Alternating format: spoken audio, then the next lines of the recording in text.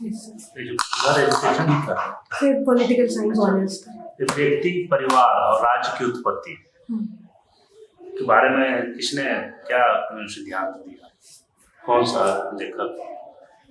Sir इससे related Aristotle ने अपना सिद्धांत दिया था, जहाँ उन्होंने बताया कि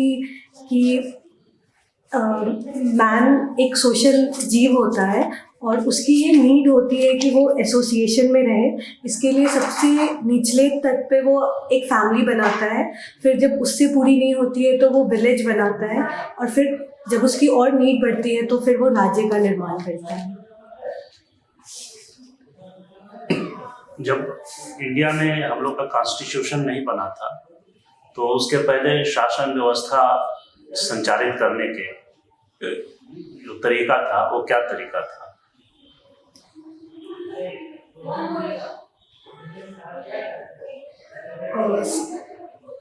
सर जब कॉन्स्टिट्यूशन नहीं बना था और उससे पहले जब अंग्रेज का शासन था तो नॉर्मल लॉज एंड ऑर्डर्स थे।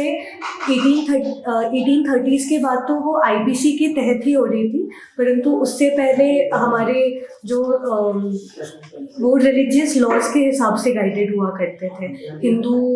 हिंदूज लॉ से होते थे और मुस्लिम शरिया लॉज के तहत ट्राइड होते थे। ये 1860 में जो कानून लाया गया वो क्या आईपीसी, सीआरपीसी, किनके द्वारा लाया गया? सर आईपीसी लॉर्ड मैक्यूले द्वारा लाया गया था 1860s में। तो आईपीसी लाने के बाद में तो और पहले नहीं, एक्ट नहीं था, तो क्या सा चेंजेज आया समाज में? सर ये जो चेंजेस थे वो लाए तो काफ़ी अच्छे इंटेंशन से थे कि जितने भी लॉज, रूल्स, रेगुलेशन उसको कोडिफाई किया जा सके और एक यूनिफॉर्म तरीके से पनिशमेंट लाया जा सके, और जितनी brutal way of giving punishment थे उसको कम किया गया था। तो ये सारे चेंजेस थे। हालांकि इम्प्लीमेंटेशन में इशू होते थे, जहाँ पे ब्रिटिशर्स को कुछ प्रिविलेजेस मिलते थे as compare to orientalist people. जो आईपीसी का जो पहले का सेक्शन है, अभी तो न्याय संहिता हो गया, तो पहले का जो सेक्शन है जस्ट लाइक सब तो पढ़ने का मौका नहीं मिला होगा, लेकिन जैसे थेफ्ट है, कोई चोरी है, तो चोरी में कहीं जो एक्ट है वो 5 तरह से उसको डिफाइन करता है। पढ़ने का मौका मिला है क्या? 5 तरह का डिफाइन है। जो कोई थेफ्ट है, चोरी है, तो उसको 5 कैटेगरी में बांटा गया है। क्या 5 तरह का कैटेगरी? सर अभी इतनी डिटेल में तो हम नहीं पढ़ पाए, पर हम पढ़ लेंगे पर इसको। हाँ, नहीं, उसमें है कि जैसे कोई रोड पर आपने कोई सामान रख दिया, साइकिल रख दिया, उसमें लॉक नहीं किया, तो यदि कोई उसको उठा करके ले जाता है, चोरी कर लेता है, उसके लिए अलग सेक्शन होगा। लॉक करके रखा हुआ है, अलग सेक्शन है। रूम में यदि ताला नहीं लगा हुआ है और कोई चोरी हो गई, उसके लिए अलग सेक्शन है। और रूम में ताला लगा हुआ है और उसके लिए चोरी हो गई तो उसके लिए अलग सेक्शन है। इतना माइक्रो ढंग से उसका ये था। अच्छा, अभी जो 1860 के चेंजेस हुआ है जो एक्ट में, आईपीसी में, वो पढ़ने का मौका मिला है? नया जो न्याय संहिता है, यस सर, उसमें कौन कौन धारा को जो है सेक्शन को रिपील कर दिया गया है? सर सेडिशन जो सेक्शन 124A था उसे रिपील कर दिया गया है। उसके अलावा सेक्शन 377 जो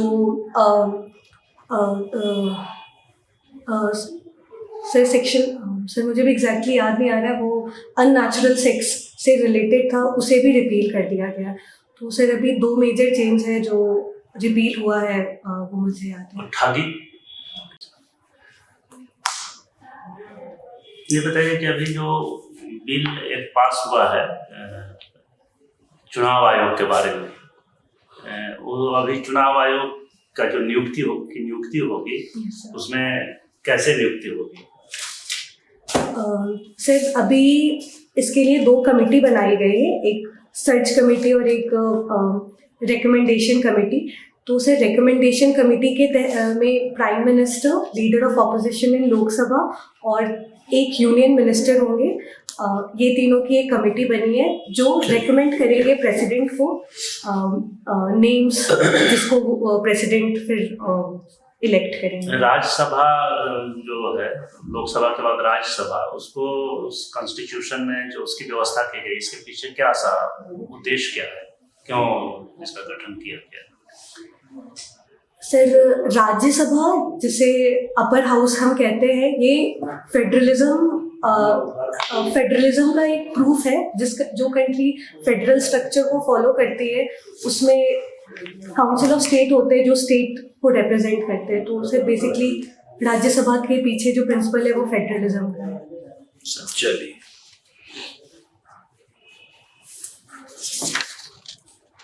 Simran, Yes, sir. you have written sports as your. Which sports I'm not going to ask. Yes, sir. Just let me know when is the sports day celebrated in India? So it is on 29th August. Why this date has been chosen? So it is the birth date of a legendary hockey player Major Dhyan Chand. Major Dhyan Chand. So there is an award in his by his name. What that award is? So it is the highest honorary award in sports, that is Major Dhyan Chandra Khel Ratna Award. Okay. Yes. And to whom it has been conferred this year? Or last year, in fact.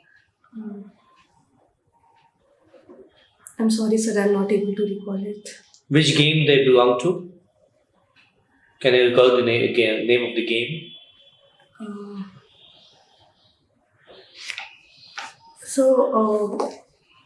If I'm not wrong, it was in archery. It was given this year, 2023. It was in badminton. Okay, sir, I'm sorry, sir. What was India's performance in the recently concluded Asian Games? So in Asian Game, India stood fourth in the number of gold medals. Can you talk about the medal tally? Any idea of the medal tally? How many golds and silver? Sir, I have read it, but I'm just forgetting it. It was around 107, I guess. Okay. Next Olympic game is to be held in 2024 in Paris, France. And what is the interval between two Olympic Games? So it is 4 years. So where is the 2028 Olympic Games scheduled? So, the 2028 is scheduled to be held in USA. USA. Right. A new game has been inducted into Olympics.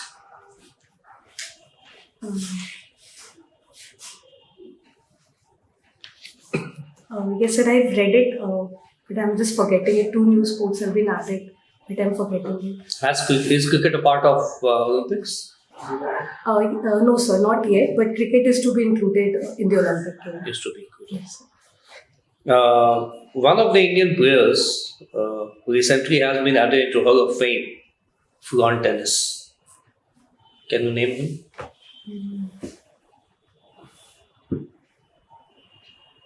No, sir, I can't guess. Alexander Pace. Okay, sir, thank you. Thank you. Thank you, sir.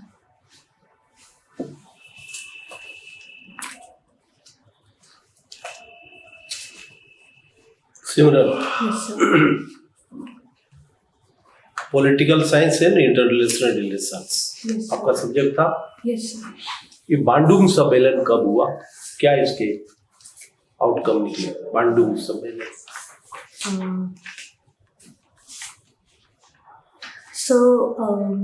Sir Bandung सम्मेलन sir मुझे जहाँ तक याद है 1954 के आसपास हुई थी। और सर उस टाइम जितने भी थर्ड वर्ल्ड कंट्रीज़ मीट किए थे और वहीं से नॉन अलाइनमेंट मूवमेंट की उत्पत्ति हुई थी। नॉन अलाइनमेंट अग्रणी कौन थे, भूमिका किसने बनाया नॉन अलाइनमेंट मूवमेंट के? यस सर मेजरली 5 लीडर थे, 5 थर्ड वर्ल्ड कंट्रीज़ के लीडर थे। उसमें हमारे Indian prime minister Nehru ji थे। उसके अलावा यूगोस्लाविया के चीफ थे, मार्शल टीटो कौन थे? सर मुझे नाम नहीं याद आ रहा। ठीक। मार्शल टीटो भी थे, पर वो युगोस्लाविया से थे, ये एग्जैक्टली नहीं पता। ठीक है, हाँ। सिर्फ इंडोनेशिया के थे, इजिप्ट के थे, और सिर्फ एक कंट्री और था जो। रिजल्ट क्या निकला? कुछ निकला था रिजल्ट नॉन अलाइंड मूवमेंट का? सर वो इस ऑब्जेक्टिव के साथ आए थे कि वो ना फर्स्ट वर्ल्ड ना सेकंड वर्ल्ड कैंप को वो ज्वाइन करेंगे, और वो इसमें मेजरली सक्सेसफुल रहे। वो थर्ड वर्ल्ड कंट्रीज़ का आवाज़ उठाते रहे, और हर दशक में उनका कहीं ना कहीं ऑब्जेक्टिव थोड़ा बदलते रहा। स्टार्टिंग तो डीकोलोनाइजेशन से हुआ था कि वो उस समय में मतलब कि वर्ड थे। पॉलिटिकल साइंस में सेपरेशन ऑफ पावर की बात आती है, इससे क्या मतलब होता है? What do you mean by separation of power? So separation of power is, sir, it is in this, like there is 3 organ of government, which is executive, legislative and judiciary, and separation of power deals with that everybody will work in their domain and will not interfere in the other domains work. तो ये 3 domain है, लेकिन judiciary को कहा गया है कि ये मतलब कि सबसे अलग रखा गया है। Yes sir. ये एक दूसरे के पूरक है। Yes. एग्जीक्यूटिव और ये, बट जुडिशरी को स्वतंत्र क्यों रखा गया? Independent judiciary, there must be a independent judiciary. Yes sir. Sir judiciary का मेजर फंक्शन कॉन्स्टिट्यूशन का सेफगार्ड करना होता है, तो उनकी स्वतंत्रता बहुत बहुत ज़रूरी है, नहीं तो फिर देश में डेमोक्रेसी नहीं रह पाएगी। इसी बीच में ये जो पीरियड चल रहा था, इसी बीच में एपीजमेंट पॉलिसी आई। एपीजमेंट पॉलिसी क्या, इसका पर्पस क्या था और क्या ये कहाँ तक सफल हुआ?